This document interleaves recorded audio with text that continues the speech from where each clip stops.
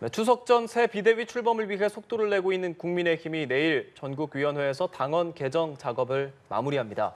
또 민주당은 내일 의원총회를 열고 이재명 대표의 검찰 출석 여부 문제를 논의합니다. 네, 두 분과 관련 내용 짚어보겠습니다. 김재섭 국민의힘 도봉구 갑 당협위원장, 윤재관 한양대 겸임교수 나오셨습니다. 안녕하세요. 어서 오십시오. 안녕하세요. 검찰이 이재명 대표 취임 나흘 만에 소환을 통보했습니다. 민주당은 정치 탄압이라는 입장, 국민의힘은 떳떳하면 소환에 응하라는 압박을 하고 있는데 워낙 양측의 입장이 팽팽한 사안이라서 두 분께 의견 먼저 여쭙고 시작하겠습니다. 먼저 윤 교수님. 네, 이 정치적 이해득실을 가지고 얘기하기에는 이 사안이 너무 좁게 보이는 거 아닌가 생각이 들고요. 민주당에서는 이 사안이 당의 존립 기반을 흔들 수 있는 사안으로 보고 있습니다. 특히나 이재명 후보 개인의 문제가 아니고 당 전체의 문제로 인식하고 있는 것이고 네. 또 하나는 대한민국의 민주주의 위기로까지 확대해서 이 문제를 대처할 생각입니다. 지금 보면 당의 존립 문제까지 거론될 수밖에 없는 이유는 예. 뭐 선거 비용 보존 문제, 400억이 넘는 선거 비용을 보존하면서 당의 기반이 완전히 붕괴될 수도 있고요. 또 하나는 유력한 대권 후보인 이재명 당대표가 다음 대선에서 출마하기 어렵다라고 하는 불임 정당이 될 수 있다라는 그런 문제 의식 때문에 이러한 당의 존립 기반 문제까지 얘기가 되고 있는 것 같습니다.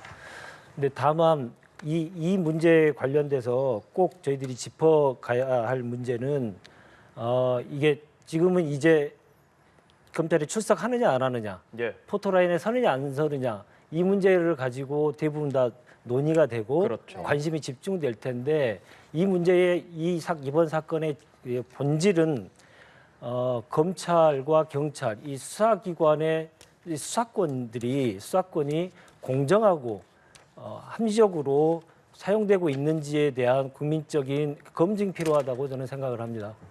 이 부분에 대해서는 이후로 좀 차분히 더 말씀드리도록 하겠습니다. 예. 김재섭 위원장께서는 지금 이 상황 출석 여부에 대해서만 중요한 것은 아니다라고 윤 교수께서는 얘기하시는데요. 어떻게 좀 보고 계십니까? 사실 이게 출석을 하든 불출석을 하든 이재명 대표에게 불리한 것은 사실일 거라고 생각이 됩니다. 그러니까 출석이 된다고 그러면 이재명 대표 스스로가 망신으로 느낄 수도 있고 민주당 정체가 사실 추석 밥상을 앞두고 이재명 대표가 포토라인에 서는 것 자체가 예. 국민들 보시기에 충분히 눈높이에 안 맞을 수 있다는 생각이 들고 네. 그렇다고 해서 불출석을 해버리면 뭔가 죄를 인정하는 것처럼 돼버리니까 때로는 뭔가 감추려고 하는 것이 있는 것이 아닌가라는 생각이 들 수 있기 때문에 사실 출석을 하든 불출석을 하든 이재명 대표에게 불리한 국면인 것은 사실입니다. 저는 그럼에도 불구하고 출석을 해야 된다. 그 정치적 이해득실을 떠나서 출석을 해야 된다라고 생각을 하는 이유가 뭐냐면요. 사실 이번에 그 검찰의 소환 조사의 그 이유는 바로 허위사실 공표에 대한 그 정황들을 우리가 이재명 의원의 진술을 통해서 얻고자 함인 것이거든요. 근데 이 허위사실 공표라고 하는 것이 조금 특이해서 어떤 일반적인 허위를 인식했는지 여부랑 상관없이 중간에 어떤 맥락이라든지 정황이라든지 그 발언을 한 상황, 그다음에 어떤 허위라고 믿을 만한 정황이 있었는지 이런 것들을 종합적으로 판단하게 되거든요. 그렇다 그러면 당사자의 진술이 분명히 들어가야 되는 부분이 있습니다. 서면만으로는 좀 부족한 부분이 있거든요. 아마 검찰 쪽에서도 그런 것들을 고려했기 때문에 이 공소시효를 얼마 안 앞두고 이재명 대표를 급급하게 좀 소환을 했다고 생각을 하는데 그런 면에 있어서라도 이재명 대표가 이 부분에 떳떳하다고 한다 그러면 그리고 그럴 만한 정황이 있었다고 한다 그러면 검찰에 출석하셔서 직접 소명을 하시는 것이 더 좋지 않을까 생각이 듭니다. 네, 허위 사실 공표 말씀을 해주셨는데 그 이재명 대표 공직선거법 위반 혐의로 현재 지금 고발이 됐습니다. 구체적으로 어떤 내용인지 또 어떤 부분이 법적으로 좀 문제가 될 거라고 보시는지 설명해 주실까요? 그러니까 중앙지검에서 2건, 그다음에 수원지검에서 1건입니다. 그러니까 중앙지검에서 그 다루고 있는 사건은 그 대장동에 관련 사건 2가지를 중앙지검에서 다루고 있고요. 수원지검에서는 이른바 우리가 백현동 사건이라고 부르는 그 옹벽이 쳐졌던 그 아파트 그 사건들 다들 기억하실 텐데요. 그러니까 적어도 대장동 사건과 관련돼서는 김문기 처장, 고인이 되신 김문기 처장을 이재명 대표가 나는 모른다라고 후보 시절에 이야기한 바가 있었는데 이후에 뉴질랜드에 골프를 같이 갔던 사진들이 공개되면서 본인이 했던 얘기랑 상충되는 정황들이 발견됐다라는 네. 것 때문에 지금 허위사실 공표에 해당한다고 보고 있고요. 수원지검에서 다루고 있는 백현동 문제 같은 경우에는 사실 용도 변경과 관련돼서 국토부에 협박이 있었다라고 했는데 사실 국토부의 공문을 보게 되면은 협박 부족했다라고 볼 만한 정황들이 별로 없었다라는 것이거든요. 오히려 성남시에는 네. 용도 변경의 의무가 없다라는 그 공문까지 있었던 것을 얼마 전에 동아일보에서 단독 보도 나온 적이 있습니다. 그렇기 때문에 국토부에서도 협박이 없었고 김문기 처장에 대해서 몰랐다는 말도 거짓 정황으로 드러난 부분이 사실 좀 있었기 때문에 이런 부분들이 허위사실 공표죄로 해당이 돼서 지금 검찰에서 조사를 하고 있는 상황입니다. 네, 윤 교수께서는 이 혐의들에 대해서 어떻게 생각하십니까? 네, 검찰에서 수사 결과를 지켜봐야겠습니다만은 검찰의 수사 결과는 사실 정해져 있지 않는가라는 생각을 지울 수가 없습니다. 근데 다만 제가 꼭 지적하고 싶은 건 이재명 대표의 이 혐의 사실과 관련해서 비슷한 사례인 국민의힘 사례에 대해서는 검찰과 경찰이 어떻게 처리했는지 이 부분을 같이 봐야 된다고 저는 생각합니다. 네. 당연히 수사는 공정해야 되고 균형 감각을 유지해야 된다는 당연한 논리를 봐서라도 그렇습니다. 근데 모두 기억하시겠습니다마는 김건희 여사의 허위 이력 사용 문제에 대해서는 본인 스스로도 인정했고 그것이 검찰의 허위사실 공표 혐의로 고발됐습니다. 윤석열 대통령 부부와 국민의힘 관계자들도 다 고발이 됐습니다. 최근에 경찰에서 다 모두 무혐의 처분을 받았습니다. 그러면 결국 어떻게 되느냐? 결론은 어떻게 되느냐? 같은 허위사실 공표 행위가 있었음에도 불구하고 선거의 승자는 무죄이고 선거의 패자는 유죄라고 하는 이러한 신풍속이 생길 수밖에 없다는 얘기입니다. 이런 비판에서 자유로울 수가 없을 것입니다.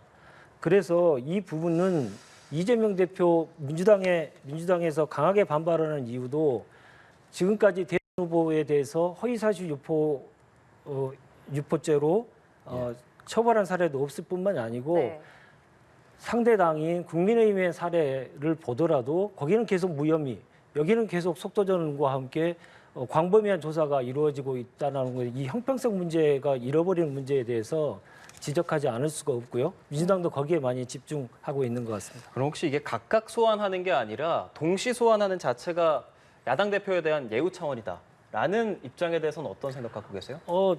일반적으로 형사 사건에서 두세 군데로 그 수사하는 곳이 나눠져 있으면 피의자 입장에서는 한 곳에서 받는 게 좋기 때문에 그것을 한 곳에 할 수 있도록 신청할 수도 있습니다. 그게 꼭 이재명 야당 대표이기 때문에 해야 된다. 그런 논리는 별로 설득력이 없는 것 같습니다. 예.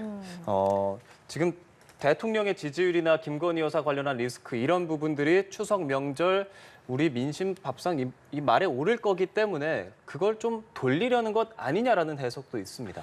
글쎄요, 만약에 아까 앞서 말씀 주신 대로 이재명 그 대표의 허위사실 공표가 이게 혐의가 입증이 됐는지 무혐의가 됐는지를 알기 위해서는 사실 이재명 대표의 진술을 들어볼 필요가 있습니다. 우리가 이재명 대표의 허위사실 공표가 이게 죄가 되는지 안 되는지를 일단 알아야 어떤 형평성 여부를 논할 수가 있는 상황인데 아직 그 검찰의 소환 조사도 응하지 않은 상황이고 서면도 충분히 다 제출하지 않은 상황이기 때문에 그걸 알아보자고 지금 검찰에서 남은 공소시효가 얼마 안 됐기 때문에 이제 검찰에 소환을 하는 것이거든요. 네. 그리고 사실 만약에 이게 국정 전환을 위해서 이재명 대표를 소환한 것이라 그러면 만약에 이재명 대표가 여기에서 무혐의가 나왔다. 때로는 정치 탄압이라는 정황이 뭔가 좀 드러났다. 검찰의 무리한 수사다라고 했을 때 그것이 국정 운영에 훨씬 더 큰 부담이 될 수 있거든요.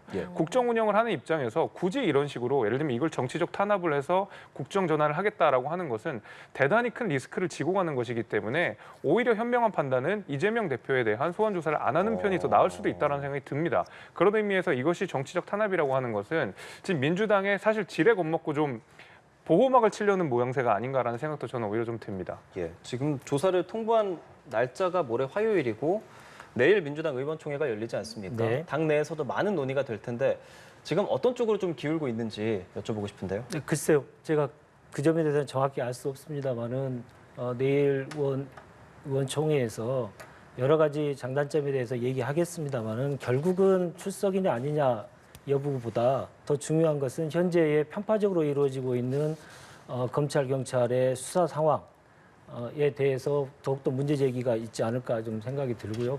그 점에 대해서 더 많이 우리는 집중해야 된다 이렇게 생각을 하고 있습니다. 아까 김 위원장께서 이재명 예. 대표의 진술을 꼭 들어야 된다 얘기를 하셔서 제가 꼭 말씀드립니다만은 세 가지 혐의에 대해서 이미 두 가지 건에 대해서는 서면 조사를 이미 했고요. 그리고 한 가지 건에 대해서는 서면 조사에 대한 내용을 협의하는 과정에서 갑작스럽게 소환 조사 통보가 온 것입니다. 그거는 결국 정치 보복이 아닌가라고 하는 의심을 지울 수가 없는 부분에 대해서는 지울 수가 없다 이렇게 생각하고요.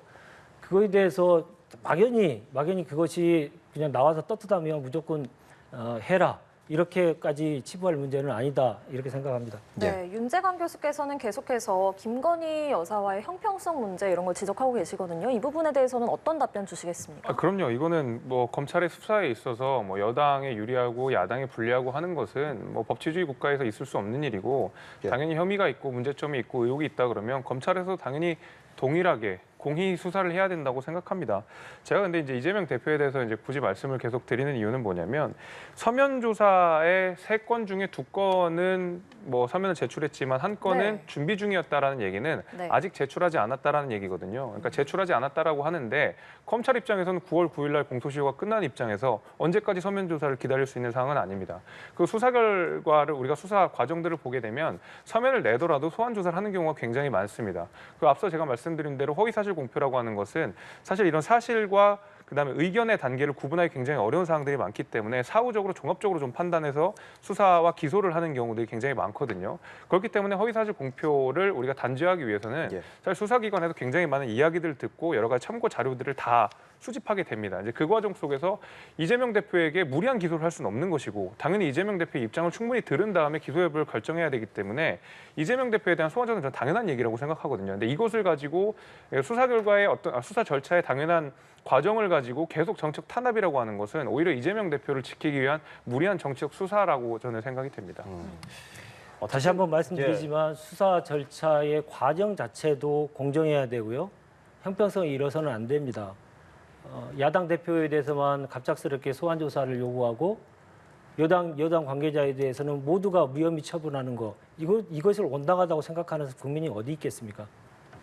예. 여기까지. 네, 알겠습니다. 한편 이원석 검찰총장 후보 인사청문회가 바로 내일입니다. 본인은 사적 인연이 없다는 입장이지만 윤석열 사단으로 분류가 되는 대표적인 특수통 검사잖아요. 그만큼 또 격전이 예상되고 있습니다. 먼저 윤재관 교수님께서 말씀 주실까요? 격전 예. 뭐 지금 전국 상황을 보면 검찰총장의 무게로 봤을 때 격전을 안 할 수가 없는 상황 아니겠습니까? 특히나 지금 그 시행령 개정과 관련돼서 검수완박 시행령 개정과 관련된 논란이 계속 이어지고 있고 이재명 대표 및 그 지난 대선 과정에서 있었던 수사의 편파성 문제도 거론되고 있기 때문에 지금 현재 총장 직무대행을 하고 있었지 않겠습니까? 직무총장으로서 어떻게 관여했고 어떻게 본인이 수사 지휘했는지 이 여부도 대단히 큰 쟁점이 되지 않을까 생각이 들고요. 특히나 그 표적 수사에 관련된 본인의 입장을 계속 얘기하겠습니다만은 뒤에서 또 나올 수 있는 문제입니다만 본인이 스스로 그 수사 기록을 유출했던 사안에 대해서도 지금 지적을 받고 있기 때문에 과연 검찰총장으로서 정말 중립적으로 잘 운영을 할 것이냐, 가령 정부 여당과 소위 말하는 권력을 갖고 있는 분들에게 검찰권에 대한 정보를 또다시 제공하는 거 아닌가 이런 우려를 당연히 할 수밖에 없는 상황 이렇게 정의하면 될 것 같습니다. 예, 말씀해 주신 것처럼 지금 논란이 되는 부분이 수사정보 유출 의혹이지 않습니까? 그러니까 법원 행정처 윤리감사관과 40회 이상 통화를 했고 그런데 그 감사관이 연수원 동기라서 친분이 두텁다라는 게 판결문에 나와 있는 부분이기 때문에 이 부분에 대한 공세도 예상이 됩니다. 이 수사 기밀 유출을 했다라는 그 사건이 뭐냐면 이른바 정호윤 게이트라고 해가지고 당시에 그렇죠. 예. 법관 비리들, 그다음에 전관 예우들 말 그대로 법조계 굉장히 부패하고 오래되고 뭐 아주 안 좋은 문제들이 전부 치부가 다 드러났던 사건들이거든요. 그러니까 전관 예우를 어떤 식으로 우리 법조계에서 활용되고 얼마나 막대한 이득을 얻고 이제 그런 과정들이 밝혔던 것이 바로 그 정호윤 게이트였는데요. 그리고 그것이 기화로 돼서 나중에 최순실 박근혜 게이트까지 번졌던 굉장히 큰 사건입니다. 예. 그 당시에 지금 뭐 수사 기밀 유출이라고 했던 그 정황이 말하자면 그 윤리감사원에게 이 법관은 실제로 이런 비위 의혹이 있고 이런 문제가 있으니 재판에서 배제하십시오. 이런 문제가 있으니까 감사에서 참고하십시오라고 하는 정도의 내용을 전달해 주신 거거든요. 그러니까 바로 1심에서 징역 7년이 나왔던 굉장히 큰 사건입니다. 이 사건을 가지고 기밀을 유출했다, 잘못했다라고 이야기하는 것은 사실 이 사건이 벌어졌던 그 당시의 정황들을 보게 되면 민주당의 주장이 굉장히 무리하다는 사실을 우리가 알 수 있습니다. 예. 또 주제를 돌려서요. 국민의힘이 추석 전에 새 비대위 출범을 지금 준비하고 있는 상황도 짚어보죠. 지금 새 비대위원장으로 주호영 비대위원장이 다시 거론되고 있네요. 그러니까요. 저 원래는 이제 비대위원장 직무 정지가 이제 가처분 신청이 인용이 되면서 일을 못하게 됐던 상황이었는데 그러다 보니까 비대위원장은 직무를 못하더라도 나머지 비대위원들은 할 수 있다라고 하는 굉장히 이상한 결과들이 도출됐었거든요. 그러다가 사실은 그럼 그 다음 비대위원장을 누가 하느냐라고 해서 선뜻 임명할 사람들, 선뜻 나설 사람들이 없다라는 것이 국민의힘의 중론이었습니다. 어쩔 수 없이 주호영 비대위원장이 다시 업무를 해야 된다라는 중론이 좀 생겼던 것 같고요. 그러다 보니까 이렇게 사실은 굉장히 무리하고 매끄럽지 않은 방식으로 다시 한번 주호영 비대위원장이 오게 되는 것인데 법원의 판단 내용이 그런 건 아니지 않습니까? 법원의 판단은 비대위 자체가 부적합했다. 그렇죠. 그리고 비상 상황 자체가 자기적이고 연출됐다. 이거 자체가 인정할 수 없다. 이것은 당내 민주주의를 훼손하는 거다라는 이야기인 건데 결국 직무 정지를 받은 주호영 비대위원장이 다시 한번 당원 당규를 고쳐서 다시 한번 비대위원장으로 나온다고 하는 것 자체는 법리적으로 어떻게 보면 당원 당규상 고쳐서 나중에 사후적으로 법리적으로는 치유됐을 수 있더라도 법원의 판시 내용, 법원이 우리 국민의힘의 가처분 신청을 인용했던 그 결정적인 이유랑은 정면으로 배치된다고 생각해서 저는 좀 부적절했다고 생각이 됩니다. 그러면 새 비대위 출범 자체에 부정적이고 아예 새로운 원내대표를 뽑아야 한다고 생각하십니까? 저는 그게 맞다고 생각합니다. 그것이 법원의 판단 내용이고 지금 국민의힘 당원 당규에 규정되어 있는 내용이기 때문에 그렇습니다. 예, 그렇다면 윤재관 교수께서는 지금 새 비대위를 꾸리고 또 주 위원장이 재등판하는 시나리오 어떻게 보시는지요? 비정상이 이렇게 길어지는 것이 국민들에 대한 도리인지 다시 한번 국민의힘은 반성을 해야 된다고 저는 생각을 합니다.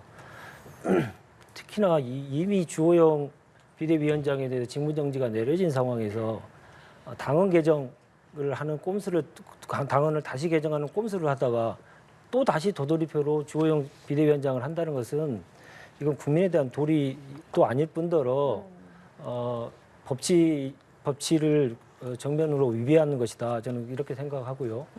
지금 뭐 절충점으로 새 비대위원장을 맡을 만한 분이 적절하게 없으니 주호영 비대위원장이 다시 맡고 일부 비대위원만 다시 교체해서 새 비대위원을 순항을 시켜야 된다. 닻을 올려야 된다. 이런 얘기도 하시는 분들이 계십니다만은 앞서 김 위원장께서 얘기하셨듯이 이 출발 자체가 잘못됐기 때문에 이렇게 꼼수를 부린다 한들 국민들에게 그 납득이 되지 않을 거라고 생각을 합니다. 그리고 한 가지만 말씀드리면 그 이전에 있었던 그 검찰총장 후보에 대한 수사 기밀 유출과 관련돼 가지고 꼭 말씀을 좀 드리겠습니다. 민주당의 공세가 뭐 과도하다 이런 얘기를 하셨기 때문에 사실관계를 좀 말씀드리고 싶은데요. 사법농단에 연루됐던 어느 부장판사 1심과 2심의 판결문에 이렇게 되어 있습니다. 수사의 기밀을 그냥 대충 알려주는 게 아니고 영장 청구 정보 등 민감한 정보까지 미리 알려둔 사실이 판결문에 적시가 되어 있습니다. 그러한 문제들 때문에 그 수사 기밀 유출에 대해서 지금 야당에서 문제 제기하고 있고 언론에서도 그것이 부적절한 거 아닌가, 매우 부적절하고 검찰총장 후보로서의 자질이 의심스럽다는 얘기를 듣고 있는 거 아닌가 생각이 듭니다. 이 검찰총장 후보자 관련해서는 내일 인사청문회 나온 뒤에 또 말씀을 나눠보도록 하고요. 일단 지금 이준석 대표가 가처분을 1차에 내고 2차에 내고 3차까지 내지 않았습니까? 네. 이게 만약에 인용된다면 국민의 입장에선 또 곤란한 상황이 생길 텐데 당내에서 이게 인용됐을 가능성에 대해서 대비하고 있는 게 있습니까? 글쎄요, 제 생각에는 뭐 계속 가처분을 대응하는 방식이 가처분이거나 그 가처분을 인용하는 방식, 가처분에 대응하는 방식이 당원 당규를 고치거나 사실은 그렇게 뭐 좋은 모습은 아니라고 저는 생각이 되거든요. 근데 실제로 지금 이준석 대표가 다시 한번 신청한 가처분이 저는 인용될 가능성이 굉장히 높다고 생각합니다. 네. 왜냐하면 지금 당원 당규에 고치고자 하는 당원 당규의 내용을 보게 되면 최고위원 중 5명 중에 4명이 사퇴를 하면 비상 상황으로 규정하는 당원당규 개정안이 사실은 지금 이번 당원당규 개정의 주 목적인데 네. 결국에는 그 한 명이 남은 지금 딱 국민의힘 상황에 대입을 해보면 김용태 청년 최고를 제외한 나머지 모두가 사퇴한 상황이기 때문에 비상 상황으로 정의할 수 있다라는 것이거든요.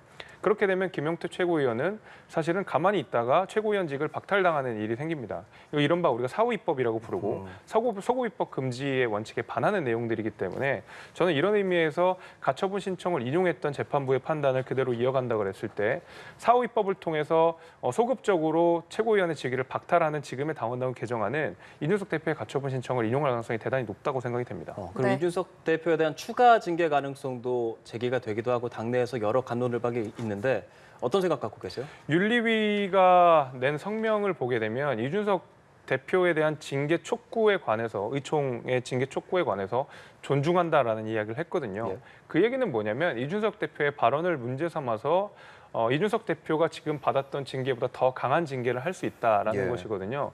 윤리위의 징계라고 하는 것이 이전 처분보다 더 같거나 더 강하게 내릴 수밖에 없습니다. 그러니까 추가 징계를 하게 되는 경우에는 이준석 대표에게는 제명 내지는 탈당 권유라고 그렇죠. 하는 것이거든요. 그럼 이준석 대표가 당으로 복귀할 가능성 자체를 원천 차단하겠다라고 하는 것인데 그 이준석 대표를 추가 징계하겠다라고 하는 명목을 보게 되면 뭐 이른바 우리가 양두구육이라고 했었던 내용들 예. 이런 표현이 너무 거칠다라고 하는 것이거든요. 그런데 우리 대법원의 판단을 보게 되면 얼마 전에 나온 판결이지만 양두구육 자체는 모욕이 될 수 없다라는 판단이 좀 있었습니다. 이것이 뭐 어떤 명예를 훼손한다든지 이런 것이 아니라는 판단이 있었는데 네. 그렇다면 윤리위가 대법원보다 더 높은 위치에서 사실 이준석 대표의 거취를 결정하게 되는 그런 상황이 되는 것이거든요. 특히 양두구이라는 문제를 삼아서 그런 의미에서 윤리위에 추가 징계가 나온다고 하면 굉장히 큰 파장이 예상됩니다. 네, 이런 상황에 이준석 전 대표는 오늘 대구에서 기자회견을 엽니다. 법원의 직무정지 가처분 결정이 내려진 다음으로 처음으로 지금 공개 석상에 서는 건데요. 그렇습니다. 어떤 메시지가 나올지 저희가 예상을 해본다면요. 다들 예상하는 것은 첫 번째 새 비대위 출범의 부당성을 당연히 얘기할 것이고요. 네, 두 번째로는 추가 징계에 대한 본인의 입장 얘기할 것이고, 네, 세 번째로는 경찰 출석을 앞두고 있기 때문에 이에 대한 본인의 입장을 얘기하지 않을까 예상이 되고 있습니다. 특히나 추가적으로 이제 당원 가입을 지금 현재 독려하고 있기 때문에 그 당원 가입과 관련된 메시지가 되지 않을까 이런 생각이 듭니다만은 네. 저는 오늘의 그 기자회견이 간단치 않게 느껴지는 이유는 그 지역이 대구라는 것입니다. 대구는 이미 이 직전에 윤석열 대통령께서 최근에 민생 현장 방문을 하셨던 곳이고 그 과정 속에서 뭐 이 일정이 사전 유출되고 뭐 이런 얘기까지 좀 있었지 않습니까?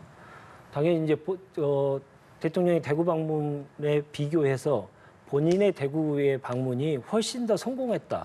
이러한 모습을 보이면서 윤석열 대통령과의 대립각을 분명하게 세우기 위해서 대구를 선택한 건 아닌가 이런 생각이 듭니다. 특히나 오늘은 사전에 이미 밝혔듯이 사전에 신청을 통해서 이미 700명을 확보했고 참석자를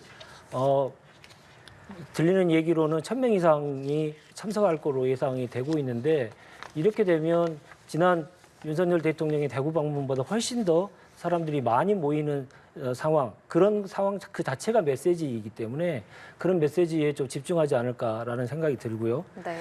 또 하나는 또 눈여겨볼 것은 그 최근에 어느 여론조사 결과입니다만은 국민의힘의 내부 분란에 책임이 누가 있느냐는 전체적으로는 윤석열 대통령이 가장 높은데 대구 경북만 보면 이준석 대표의 책임이 더 크다고 보고 있습니다. 여론조사 결과가요. 네. 그렇다고 하면 그 보수의 성지인 대구에서 정면 돌파를 해야만 이준석 대표의 입장에서도 활로를 찾을 수 있다. 이런 정치적인 계산도 깔린 게 아닌가 이렇게 분석하고 싶습니다.